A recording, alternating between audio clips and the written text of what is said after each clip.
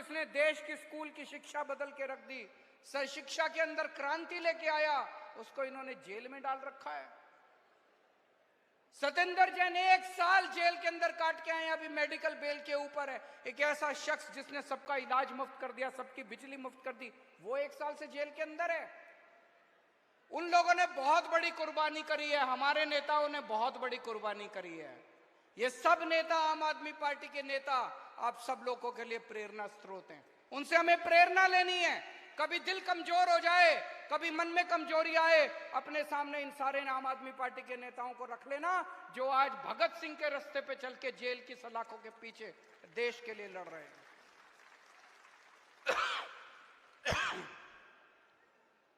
क्या नरेंद्र मोदी जी ईमानदार हैं? क्या नरेंद्र मोदी जी भ्रष्टाचार के खिलाफ हैं? मैं इनका एक भाषण सुन रहा था मोदी जी का। भोपाल में एक रैली में प्रधानमंत्री जी ने कहा कि एनसीपी बहुत ही भ्रष्ट पार्टी है, एनसीपी के नेता बहुत ही भ्रष्ट हैं, 70,000 करोड़ रुपए का घोटाला कर दिया। और कुछ दिन के बाद जिन नेताओं को इन्होंने भ्रष्ट बोला, वो बीजेपी में आ गए और उन्होंने उसको उप मुख्यमंत्री बना दिया महाराष्ट्र का। ये नरेंद्र मोदी की ईमानदारी है। इन्होंने वेस्ट बंगाल, पश्चिम बंगाल के अंदर एक नेता था शुवेंदु अधिकारी, टीएमसी का, धो धो के इन्होंने गालियां दी। उसका नाम शारदा स्कैम में आया, उसका नाम Saradha chit fund scam, Narada scam, पता नहीं किस किस स्कैम में आया। वो बीजेपी में आ गया, उसके सारे स्कैम पाप धुल गए। बीजेपी में आने के बाद सारे पाप धुल गए। असम के अंदर जो अभी मुख्यमंत्री है, उसके खिलाफ बीजेपी ने पानी पी पी के उसको गालियां दी, उसको भ्रष्ट बोला और बोले इसको जेल भेजेंगे। बीजेपी में आ गया, उसको अपना मुख्यमंत्री बना दिया। ये नरेंद्र मोदी की ईमानदारी है। इनका अपना कोई भ्रष्टाचार करे, उसके खिलाफ कोई एक्शन नहीं लेते। कर्नाटक में इनकी सरकार थी, कहते थे 40% कमीशन वाली सरकार है, कि हर काम में 40% कमीशन खाती है। एक आदमी, एक बीजेपी का नेता कर्नाटक में जेल नहीं गया इनका। गुजरात में रोज इतने करप्शन हो रहे हैं, इतने घोटाले हो रहे हैं, एक आदमी जेल नहीं जाता इनका। रोज सुनते हैं कि अडानी को इन्होंने थोक के भाव सारा देश बेच दिया, कोई एक्शन नहीं होता इनका। तो इनका क्या मकसद है? केवल और केवल सीबीआई और ईडी को इस्तेमाल करके दूसरी पार्टियों के नेताओं को तोड़ के अपनी पार्टी के अंदर लाना। कोई ईमानदार नहीं है नरेंद्र मोदी, कोई भ्रष्टाचार के खिलाफ जंग नहीं छेड़ रहे हैं। दूसरी पार्टियों का केवल सत्ता की लड़ाई है, दूसरी पार्टी के। आज अगर मनीष सिसोदिया आम आदमी पार्टी छोड़ के बीजेपी में चले जाएं, भाई साहब 24 घंटे के अंदर बाहर आ जाएंगे वो। ये नरेंद्र मोदी की बेईमानदारी है, ये उसके भ्रष्टाचार की। अब प्रधानमंत्री जी को यह लगने लगा है कि मैं लोकसभा चुनाव हार रहा हूं। पूरे देश के अंदर बेरोजगारी, महंगाई, भ्रष्टाचार, लोग बहुत दुखी हो चुके हैं। घर का खर्चा नहीं चल रहा। कब तक जुमलेबाजी से घर का खर्च, कब तक परिवार चलेगा? अब लोग बहुत दुखी हो चुके हैं। तो अब प्रधानमंत्री जी ने एक नया वो बनाया है कि जितने रीजनल पार्टी के नेता हैं, सब नेताओं को पकड़ पकड़ के जेल में डाल दो।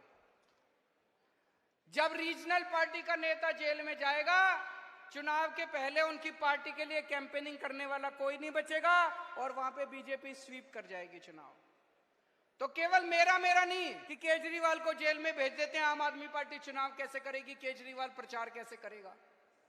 ममता बनर्जी को प्लान बना रखा है, ममता बनर्जी को जेल में भेज देते हैं, पश्चिम बंगाल में बीजेपी स्वीप कर जाएगी। तेजस्वी यादव का प्लान बना रखा है, तेजस्वी यादव को जेल भेज देते हैं, बिहार में स्वीप कर जाएंगे। हेमंत सोरेन को जेल भेज देते हैं, वहां पे स्वीप कर जाएंगे। अरे मोदी जी शर्म कर लो, ऐसे चुनाव जीतोगे आप? ऐसे चुनाव जीतोगे आप? एक बारी मैं उनको चैलेंज करता हूं, एक बार इन सबको जेल भेज के देखो, बीजेपी का पत्ता साफ ना हो जाए पूरे देश के अंदर।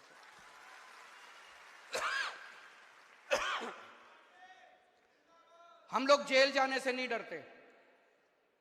जेल हमारे लिए भूषण है। एक क्रांतिकारी के लिए जेल भूषण होती है। हम लोगों को जेल का कोई डर नहीं। अंदर ठीक ठाक इंतजाम होता है। आप भी कभी जेल जाओ तो चिंता मत करना।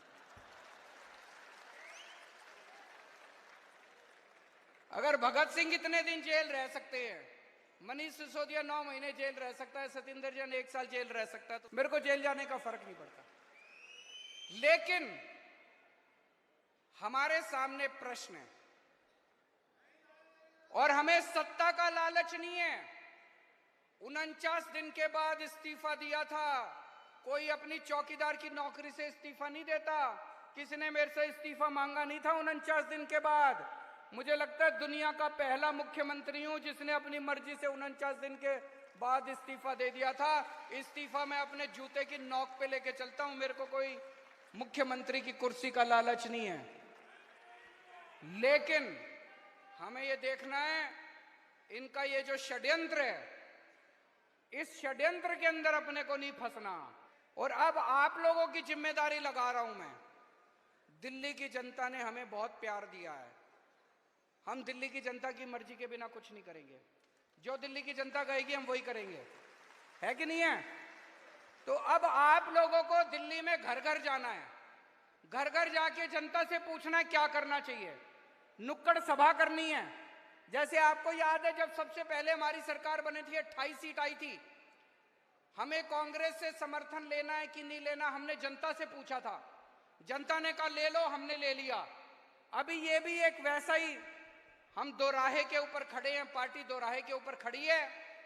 आप लोगों को घर घर जाना, जाएंगे सब लोग, समय देना पड़ेगा, मेहनत करनी पड़ेगी।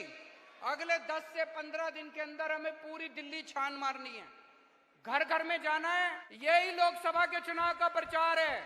एक एक घर में जाके इनकी बीजेपी की और नरेंद्र मोदी की पोल खोलनी है। आपको एक एक घर में जाके नुक्कड़ सभाएं करनी है, उनके अंदर इनकी पोल खोलनी है।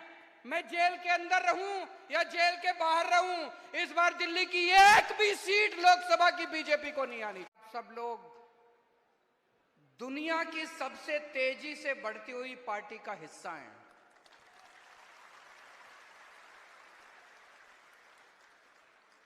देश नहीं, दुनिया, पूरी दुनिया में आज तक कोई ऐसी पार्टी नहीं हुई जिसने इतनी तेजी से तरक्की करी हो, इतनी तेजी से तरक्की करी हो। मुझे लगता है हमें Guinness book of world record वालों से पूछना चाहिए, भाई जरा पता करके बताओ कोई, नहीं तो हमारा नाम लिख दो उसके अंदर। एक एमएलए बनने के लिए, एक काउंसलर बनने के लिए लोगों की जिंदगी बीत जाती है, चप्पलें घिस जाती है, जूते घिस जाते हैं कि नहीं है? एक एमएलए बनने के लिए, एक काउंसलर बनने के लिए। और ये एक पार्टी, छोटी सी पार्टी 10 साल पहले बनी थी। पहले दिल्ली में सरकार बन गई भारी बहुमत से, फिर पंजाब में सरकार बन गई भारी बहुमत से 117 में से 92 सीट, फिर गुजरात में इनके गढ़ के अंदर जाके 14% वोट लेके आए, 5 एमएलए बना के लेके आए हैं। बहुत तेजी से आम आदमी पार्टी बढ़ रही है। तो जाहिर तौर पे आपके खिलाफ बड़े बड़े षड्यंत्र रचे जाएंगे। इन लोगों को यह लगने लग गया मोदी जी को, बीजेपी को, अब ये साफ हो गया, तो अब इनको ये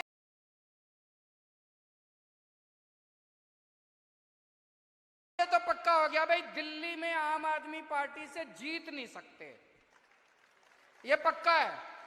दिल्ली में ये कुछ भी कर लें, कुछ भी कर लें, दिल्ली में आम आदमी पार्टी से ये जीत नहीं सकते।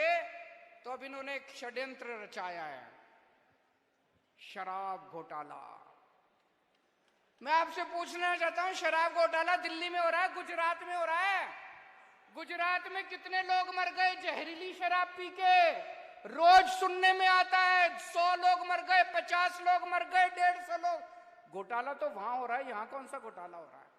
कह रहे शराब घोटाला हो गया, शराब घोटाला हो गया। अभी अखबारों में पढ़ रहा था हरियाणा में इतना बड़ा शराब घोटाला हो गया, दिल्ली में कौन सा शराब घोटाला हो गया?